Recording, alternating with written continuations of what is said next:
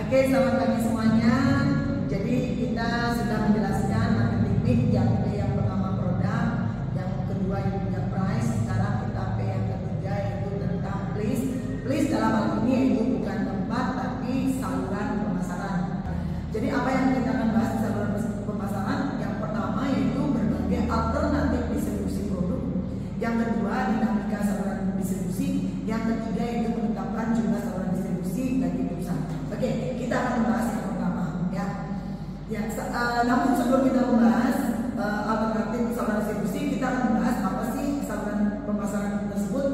Saluran pemasaran merupakan suatu jalur yang dilalui oleh arus barang dari produsen kepada perantara dan akhirnya pada konsumen. Jadi pada intinya yaitu bagaimana perusahaan menyalurkan produk dari produsen kepada konsumen, dan itu akan melalui apa saja kita akan lihat ya.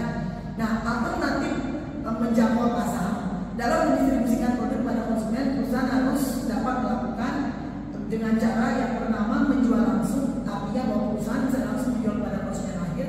Yang kedua, perusahaan bisa menggunakan saluran pemasaran dalam berbagai tingkatan. Jadi selain penjualan langsung yang langsung pada konsumen, perusahaan juga bisa menggunakan perantara.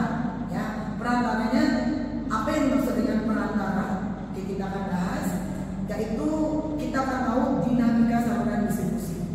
Jadi saluran distribusi senantiasa berkembang sejalan dengan semakin meningkatnya kegiatan ekonomi. Dari sistem saluran yang konvensional berkembang kepada saluran vertikal, horizontal, dan saluran ganda. Dan saluran pemasaran konvensional yang terdiri dari produsen, grosir, pengecer, yang mandiri dan terpisah satu dengan lainnya. Namun kalau saluran pemasaran vertikal terdiri dari produsen, grosir, dan pengecer yang merupakan satu sistem yang terpadu. Yang ini yang dilakukan oleh toko-toko modern yang sekarang. Dan kalau saluran pemasaran horizontal merupakan kerjasama dua perusahaan atau lebih yang bergabung untuk meraih peluang pasar secara efektif. Itu ada namanya perusahaan yang kemitraan. Dan yang keempat yaitu saluran pemasaran ganda merupakan sistem saluran di mana perusahaan menggunakan dua saluran atau lebih secara bersama-sama, seperti pemasaran melalui penyaluran bebas dan penyalur khusus. Ya, itu digunakan oleh perusahaan-perusahaan yang sudah besar ya untuk mendistribusikan produknya dalam kapasitas yang sangat besar. Nah, jumlah saluran distribusi yang efektif ya. Dalam menentukan jumlah saluran distribusi yang digunakan oleh manajer yang efektif, sehingga karena saluran distribusi ini kan mengeluarkan, biar tidak mengeluarkan kos yang sangat tinggi, maka perusahaan harus memperhatikan yang pertama yaitu distribusi intensif. Yang kedua dengan distribusi intensif yaitu dengan strategi distribusi intensif perusahaan menggunakan saluran sebanyak-banyaknya. Nah, ini contohnya produk-produk yang convenient yang kita sehari-hari terus banyak-banyaknya ya. Karena di situ kan perusahaan produknya selalu digunakan kapanpun, dimanapun, dan dalam jangka yang sangat panjang. Itu intensif. Kalau distribusi eksklusif yaitu perusahaan sangat membatasi jumlah saluran yang digunakan, bahkan mungkin untuk satu negara atau satu kota hanya satu penyalur saja. Ini khususnya yaitu barang spesial good, barang-barang yang memiliki nilai yang sangat unik, yang memang informasinya yang tidak berbeda. Makanya ini distribusi eksklusif ya.